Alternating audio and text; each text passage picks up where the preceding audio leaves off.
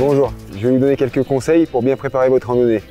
Le choix de votre itinéraire, l'équipement du cheval et du cavalier et la gestion des haltes. Donc on va préparer notre itinéraire pour la journée de randonnée. On va prendre en compte l'âge de nos cavaliers, leur niveau équestre et l'expérience de la cavalerie que nous allons utiliser. Il faut faire attention si on a des chevaux qui sont bien routinés à ce genre d'exercice ou si au contraire on a des chevaux qui ne sont pas trop habitués. Si tu as des cavaliers inexpérimentés ou jeunes, il va falloir privilégier l'aspect sécuritaire. On va éviter les endroits un peu compliqués, type une traversée de route, un pont ou un village. Pense également à préparer une petite liste avec les numéros de téléphone du responsable de l'écurie, du maréchal ferrant, du vétérinaire et les numéros d'urgence. Il faudra faire également attention au dénivelé, d'accord ? Selon si on se trouve en plaine ou en moyenne montagne, on ne pourra pas demander la même chose aux cavaliers. D'ailleurs, on va plutôt raisonner en heures d'équitation plutôt qu'en kilomètres. En moyenne montagne, on va tourner à une moyenne à peu près de 4 km/h, donc une journée de 20 km sera bien suffisante. Alors qu'en plaine, c'est vrai qu'on pourra avancer un poil plus vite. Quand tu prépares ta journée de randonnée, privilégie une grosse partie de l'étape le matin, pratiquement les 2/3. Pour la halte de midi, on recherchera un endroit plutôt plat, ombragé, avec un point d'eau et accessible pour le véhicule d'intendance. En fonction de la région dans laquelle tu vas randonner, on va déterminer bien souvent un thème à la randonnée. Ça peut être le Tour des Lacs, ça peut être les hauts plateaux, ça peut être la route des vins. Donc en fonction, on peut donc agrémenter la journée avec les différents éléments touristiques à notre disposition. Un point de vue, un musée, une spécialité locale. Autre point important, avant de finaliser ton itinéraire, pense à demander les autorisations nécessaires en cas de traversée de domaine privé, genre forêt domaniale, propriété privée, chemin de halage. Lorsque tu randonnes dans ta région, tu n'as pas de souci pour structurer ton itinéraire. Si tu vas dans une région voisine, n'hésite pas à te rapprocher des comités départementaux ou régionaux de tourisme équestre ou tout simplement des professionnels du tourisme équestre de la région. Et maintenant, on va parler de l'équipement, à commencer par la tenue du cavalier. Donc la tenue du cavalier, on va privilégier des boots et des mini-chaps qui sont plus confortables que des bottes, une culotte d'équitation ou un pantalon sans couture. On peut également mettre des chaussures de marche avec des grandes chaps, un blouson ou un t-shirt à manches longues pour éviter des coups de soleil et se protéger des éventuelles griffures de branches. L'élément indispensable à la sécurité du cavalier, le casque homologué. Et en cas de pluie, on pourra compléter cette tenue par un grand imperméable. Et maintenant, avant de s'occuper des chevaux, on va aller vérifier qu'il ne manque rien dans le véhicule d'intendance. On va vérifier le matériel que tu as préparé, Charlotte.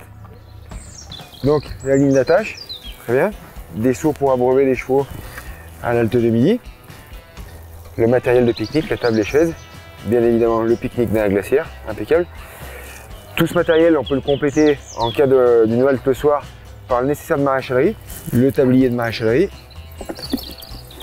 les outils pour reférer, bien évidemment, ne pas oublier des fers également de secours, l'alimentation pour les chevaux, le foin et le vin, quelques piquets de clôture si on veut faire un paddock, du fil, une clôture électrique, toujours prendre un licol de secours, ok. Et on n'oubliera pas de prendre les affaires des cavaliers, bien sûr. D'accord. Allez, viens, maintenant, on va préparer les chevaux. Tiens, je te laisse me passer un tapis, Charlotte, s'il te plaît. Donc, le tapis de rando, comme tu peux le voir, il est plus grand qu'un tapis classique. Ça permet de protéger la bagagerie et protéger le cheval. Il est également plus épais pour protéger le dos du cheval, comme on va passer plusieurs heures dessus. Voilà. La selle de rando. Alors, on peut bien sûr randonner avec une selle classique. Néanmoins, la selle de rando sera plus confortable pour le cavalier. Elle a un siège qui est plus creux, des mousses plus souples. Elle est également équipée de dés de fixation pour attacher les sacoches, la bagagerie, l'imperméable, des fonds avant, le collier de chasse. Et elle est également plus confortable pour le cheval. Comme tu peux constater, les matelassures dessous sont plus longues, plus épaisses, ce qui assure une meilleure répartition des charges. L'avantage de ce modèle également, c'est que l'étrivière est protégée par le quartier. Ce qui est un avantage indéniable quand tu passes plusieurs heures à cheval. Tu n'as pas le frottement au niveau de la cuisse. Pour les étriers, on va privilégier un plancher large pour amener du confort également à la voûte plantaire. Allez, on va sceller les chevaux. Voilà, tu penses à mettre le tapis un petit peu plus en avant et à le tirer vers l'arrière pour mettre le poil dans le sens. Voilà.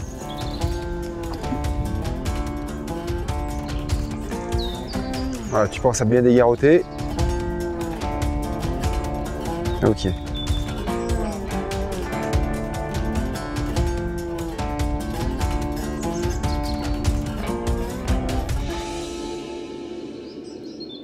Donc quand on part en randonnée, on a toujours un minimum de matériel à emporter avec nous. Donc pour une sortie à la journée, un tapis à poche pourrait suffire. Pour un usage plus intensif, on va plutôt privilégier des sacoches en cuir. Donc je vais te passer le matériel nécessaire à la sortie.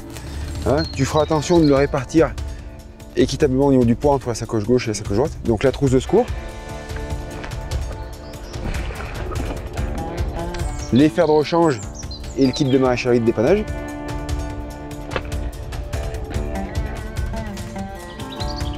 On va prendre également de quoi signaler, donc une frontale et un gilet fluorescent. Un bouchon et un cure-pied qui peuvent nous servir à midi. Toujours avoir un couteau. Et on n'oubliera pas la carte, le porte-carte et la boussole. Par contre, on va pas les mettre dans la sacoche, on va les garder à la main. On en aura besoin pour partir. On va aller poser les sacoches. Je vérifie qu'elles sont... Tu prends soin de vérifier que le poids est bien réparti entre les deux. C'est bon. Allez, j'en tire une.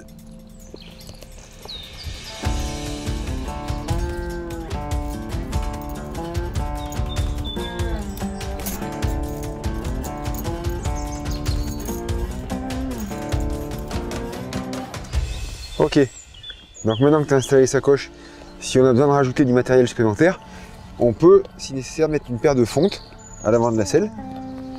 Voilà, qui viennent se positionner comme ça. Et voilà. Maintenant, je vais te laisser mettre le filet et la jument. Ok. Donc comme on est en eau, on va conserver de l'icole.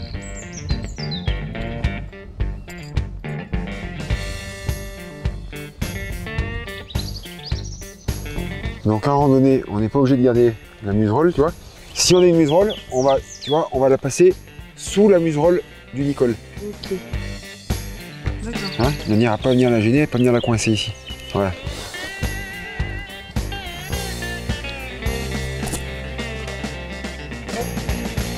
Très bien. Les autres chevaux arrivent, on va pouvoir se préparer.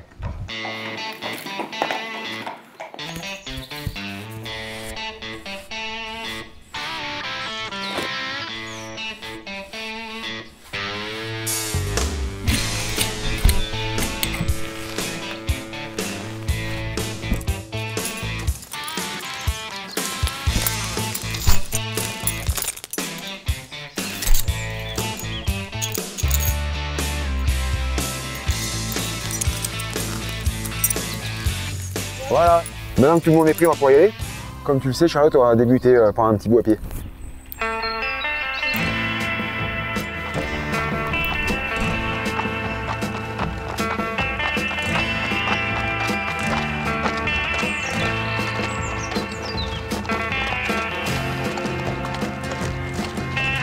On va s'arrêter ici, Charlotte, pour se mettre en selle. Je vais te laisser prendre ma jument. Alors, avant de se mettre en selle, quelques petites vérifications. On va vérifier le nœud d'encolure, le sanglage. Voilà. Une fois que les chevaux sont détachés, on peut également tirer le membre vers l'avant pour ôter les plis au niveau du passage de sangle. Bien. Et bien c'est bon, on va pouvoir se mettre en selle.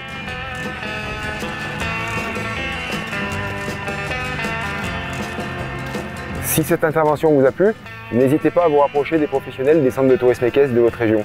Et pour vos étapes du soir, faites confiance aux établissements labellisés Cheval Étape.